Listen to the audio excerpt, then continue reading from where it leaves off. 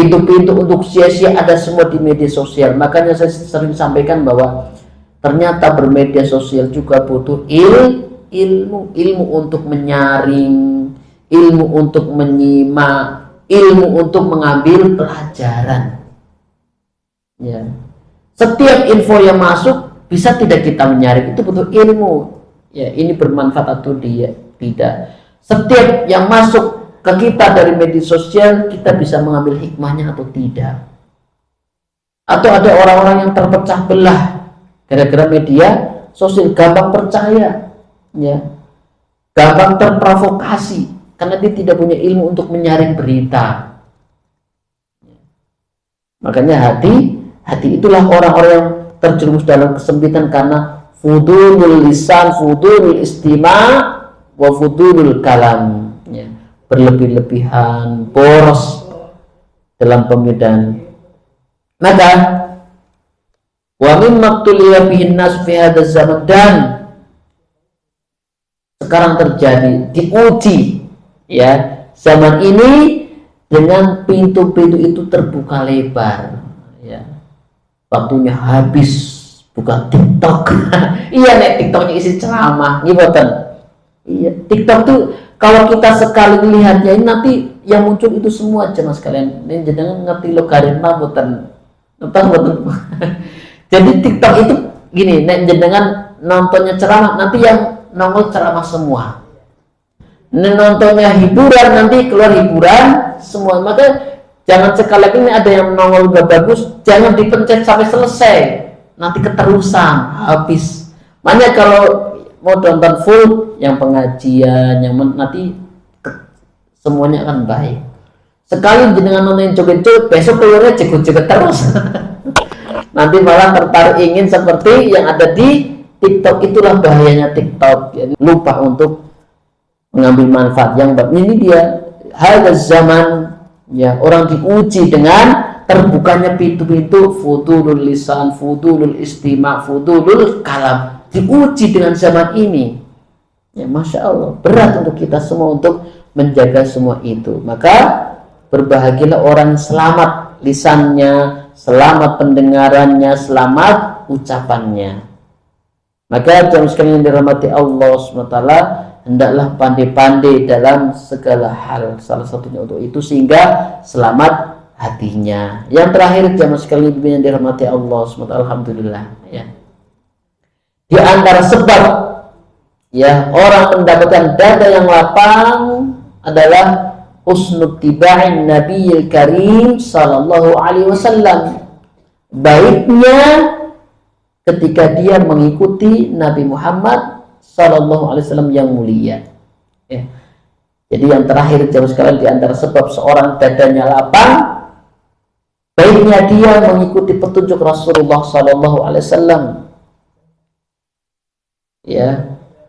Maka siapa saja yang mengikuti sunnah Nabi, a'dhami asbabin syirahis sadr, sebesar-besarnya sebab seorang mendapatkan dada yang lapang. Di antara sekian banyak sebab dari awal sampai nomor 1 sampai 9, husnul tiba'is Nabi adalah a'dham min a'dhami asbabin syirahis sadri, di antara sebesar-besarnya sebab mendapatkan dada yang lapang. Kenapa? Sebab ini terkumpul di semua bab sebelumnya. Maka siapa saja yang berusaha, ya, mencari cara untuk mendapat lapang dada, maka dia akan mendapatkan dada yang lapang. Karena apa? Dia mengikuti orang yang paling tahu caranya mendapatkan dada lapang. Siapa? Nabi Muhammad sallallahu alaihi wasallam. Maka dan demikian yang seperti itu adalah ketika seorang bisa melakukannya, maka dia akan mendapatkan semua keutamaan dan kesempurnaan adab dengan berbagai macam jenisnya. Wal kamalatu wal adabu bi anwa'iha, dia akan mendapatkan kesempurnaan, ya, adab dengan berbagai macam jenisnya. Maka untuk itu seorang yang beriman ketika dia ingin mendapatkan dada yang lapang, maka dia berusaha belajar tentang apa yang menjadi sunnah-sunnah Rasulullah Shallallahu Alaihi Wasallam. Nah, di setiap sifatnya itu membuahkan hasil yang bisa menjadikan insyirahis sadri. Sifat-sifat yang ada pada Rasulullah, tidak tanduk perbuatan yang dilakukan oleh Rasulullah, merupakan di antara sebab seorang yahsulu biham syirah sadri. Ketika seorang mengikuti ya apa yang menjadi petunjuk Rasul, dia akan mendatangkan kebahagiaan. Makanya orang Rasul adalah orang yang paling bahagia di dunia. Bayangkan 3 bulan dapur nggak ngebul, mengatakan selama besok ada yang dijadikan sarapan maka dunia di genggamannya. Nah kita gas langkah panik. Lihat Rasulullah 3 bulan dan kita baru gas langkah udah panik paling baru 3 hari. Rasulullah 3 bulan dapurnya nggak ngebul. Gimana? Kita gas nggak ada itu panik. Padahal masih bisa pakai listrik, bisa pakai apa namanya kayu dan sebagainya. Atau ada tapi mahal. Kita tuh udah sekali khuliqal insana halu'a, dijadikan manusia itu mudah mengeluh. Ya, tapi ya dihadapi bagaimana lagi. Yang penting buktinya saatnya Rasulullah. Maka apa?